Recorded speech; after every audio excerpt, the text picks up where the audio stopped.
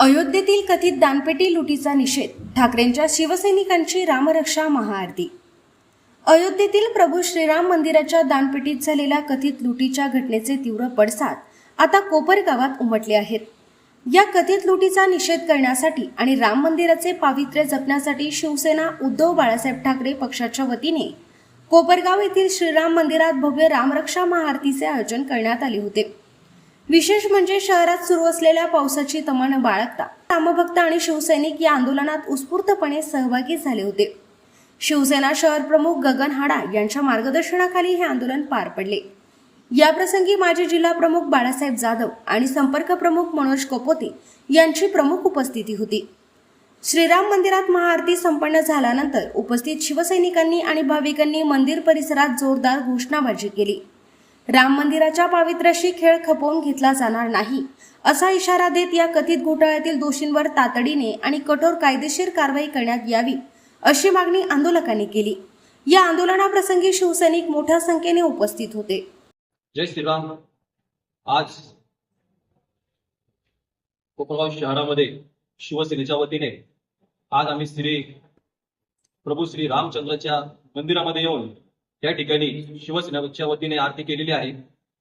आरती करण्याचं कारण असं होतं, आमच्या मनामध्ये तर राम आहेच, ते आम्हाला दाखवायची गरज नाही। कारण की हिंदू हृदय सम्राट सरसेनापती बाळासाहेब ठाकरेंनी तसेच पक्षप्रमुखांनी उद्धव साहेबांनी आम्हाला सांगितलेलं आहे का हाताला काम आणि मनामध्ये राम या ध्येय धोरणावरती आम्ही चालणारे शिवसैनिक आहोत। खरं तर बघायला जर गेलं तर आमचं हिंदुत्व हे आम्हाला सर्टिफिकेट द्यायची कोणाची गरज नाहीये। हिंदुत्व हे फक्त कोणी एका माताने जर लावून ठेवला असेल तर फक्त शिवसेनेने लावून ठेवलेलं आहे। आणि ज्या वेळेस बाबरी मस्जिद पाडली गेली होती त्यावेळेस बाकीचे सगळे शेपूट घालून पुढे काय होते, त्यावेळेचे हे स्वतःला बुरखा घातलेले जे स्वतःला म्हणतात आम्ही कट्टर हिंदुत्ववादी, ते हिंदुत्ववादी गेले कुठं? आज एवढा मोठा कल्ला आज श्रीरामांच्या त्या मंदिरामध्ये अयोध्येमध्ये टाकलेला आहे बीजेपीने, तरी सुद्धा आज कोणी बोलायला तयार नाहीये, कोणी आज त्याच्यावरती भाष्य करायला तयार नाहीये, रस्त्यावरती उतरायला कोणी तयार नाहीये। कुठे गेलं तुमचं हिंदुत्व? म्हणजे तुमचं हिंदुत्व फक्त हे श्रीरामाचे पैसे खाण्यापुरतच आहे का? हा खूप मोठा विषय आहे। याच्यामध्ये सगळ्यांनी जो खरंच हिंदुत्वाचा ज्याचं रक्त सळसळ करत असेल ना, ज्याला खरंच वाटत असेल ना, जो खरंच राम भक्त असेल ना, तर त्याचा रक्त सळसळच पाहिजे, तो रस्त्यावरती उतरलाच पाहिजे। नाहीतर तुम्ही बीजेपी भक्त बनू नका। बीजेपी भक्त जे आहेत घरामध्ये बसलेले आहे आणि आम्ही आमचं हिंदुत्व ज्या वेळेस दाखवायची गरज आहे, ज्या वेळेस दाखवायची गरज येते त्यावेळेस शिवसेना फक्त रस्त्यावरती उतरती, हे सुद्धा तुम्ही लक्षात ठेवलं पाहिजे। आणि शिवसेना एक पक्ष असा आहे धर्माच्या नावावरती किंवा श्रीरामांच्या नावावरती राजकारण आम्ही करत नाही, पण आमचं रक्त सळसळलेलं आहे। आमच्या श्रीरामाचे पैसे यांनी खाल्लेले आहे, त्यांनी सगळे पैसे जे आहे ते खासदार आमदार फोडण्यासाठी वापरलेले आहे। आमचा यांच्यावरती जरक आरोप आहे आणि यांनी सिद्ध करून दाखवा। जर कधी यांनी चोरी केली नसेल तर यांनी ते सिद्ध करून दाखवा। ते सगळे पैसे त्यांनी जनते पैसे आणून दाखवावं। सगळ्यात पहिलं उद्धव साहेबांनी त्या ठिकाणी 1 करोड रुपये देणगी त्या ठिकाणी दिलेली आहे। कोणी दिली नव्हती त्यावेळेस, फक्त उद्धव साहेबांनीच त्या ठिकाणी 1 करोडची देणगी सगळ्यात आधी दिली होती त्या ठिकाणी। त्याच्यामुळं माझं फक्त एवढंच म्हणणं आहे का ज्या वेळेस धर्मावरती श्रीरामावरती अन्याय होईल त्यावेळेस शिवसेना ही रस्त्यावरती उतरल्याशिवाय राहणार नाही। एवढं बोलतोय थांबतो। जय हिंद, जय महाराष्ट्र। जय श्रीराम। दक्षिणे लक्ष्मणेश वामे जनकात्मज पुरतो मारुतिर्यश तन्मध्ये रघुनंदनम। आज संपूर्ण महाराष्ट्रामध्ये प्रभू रामचंद्राची आरती सुरू आहे।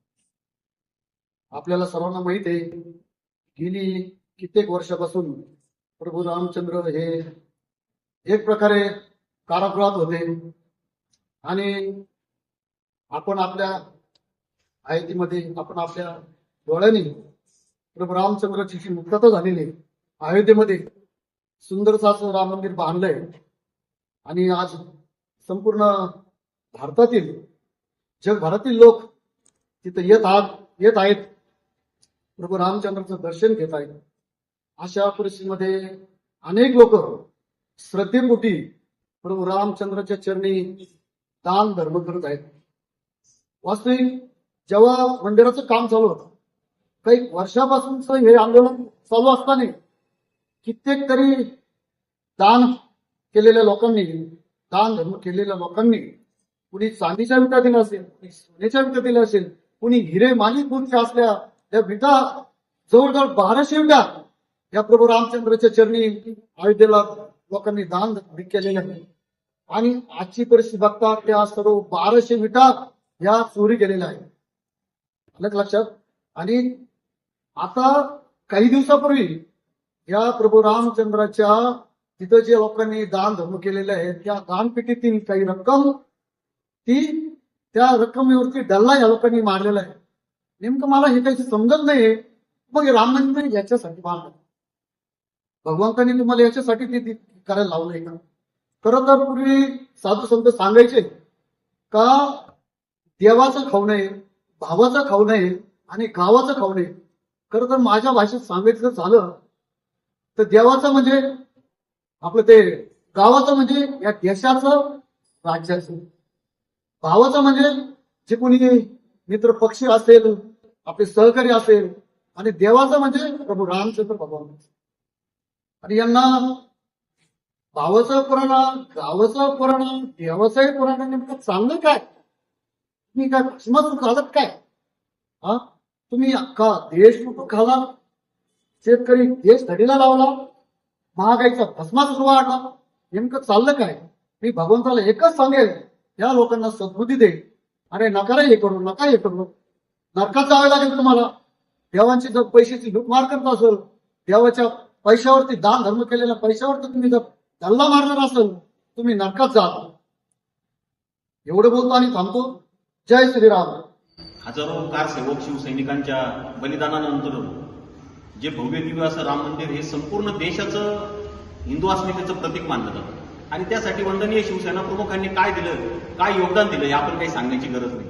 परंतु ज्या ज्या वेळेस राम मंदिराच्या संबंधी कुठलेही प्रश्न असत त्या वेळेस शिवसेना द्वेषानं मैदानात उतरलेली आहे. जसं सत्ता आल्यानंतरून मंदिर वही बनाएंगे लेकिन तारीख कब नहीं बताएंगे, हे आंदोलन वंदनीय शिवसेना प्रमुखांच्या आशीर्वादाने सदैव पक्ष प्रमुखांनी अयोध्येला गेले शिवसैनिकांना घेऊन, आणि तिथे जाऊन ललकारी दिली पण तुम्ही मंदिर कधी बांधणार आता सांगा. सत्तेवर तर येऊन बसले पण मंदिर का बांधत नाही. त्या आंदोलनानंतरून त्याचा इफेक्ट असा झाला की सगळा देश खडबडून जागा झाला. आणि आज पुन्हा एकदा महाआरतीचं नियोजन पक्षाच्या वतीने याच्यासाठी केलं की ज्या श्रद्धेने आपण प्रभू श्री रामचंद्रांच्या प्रति अस्मिता ठेवून अयोध्येमध्ये आज प्रत्येक घराघरातून देशातून साधारण सर्वसामान्य काबाड कष्ट करणारा आहे माणूस, त्याला एक अस्मिता तयार झाली का आता आपण अयोध्येला गेलं पाहिजे. तो गेला म्हणजे 2 रुपये त्या दानपेटीत टाकतो. परंतु या सरकारने 1 रुपया भरून नेमलेला जो ट्रस्ट आहे तो ट्रस्ट या सरकारच्याच आशीर्वादाने कितीतरी मोठी लूट करत आहे. आणि ही लूट ही देशाची माणसांची झाली पण आता देवाची सुद्धा लूट या धर्माच्या नावाखाली चालू करायला असं हिंदुत्व शिवसेनेला मान्य नाही. शिवसेनेचं हिंदुत्व हे या मातीचं रक्षण करणार आहे, ही वंदनीय साहेबांची शिकवण आहे. म्हणूनच आज हे आंदोलन जे आहे या आरती करून पुन्हा एकदा हिंदूंना जागृत करून आम्हाला हे तुमचं असलं हिंदुत्व मंदिराचे पैसे खाणारं मान्य नाही आणि यांना पाठीशी घालणारे कोण आहे हे सांगायची गरज नाही. या देशाचे राज्यकर्तेच जाणीवपूर्वक या लोकांनी त्यांनीच नेमलेले माणसं आहेत. त्यामुळे या लोकांवर कठोर कारवाई झाली पाहिजे. आणि राहिला प्रश्न हिंदुत्वाचा, तर हिंदुत्वासाठी शिवसेना सदैव रस्त्यावर राहील आणि चिरकाल जोपर्यंत हिंदू आहे तोपर्यंत शिवसैनिक हा हिंदू म्हणूनच जगणार आहे. एवढंच बोलतो. जय हिंद, जय महाराष्ट्र.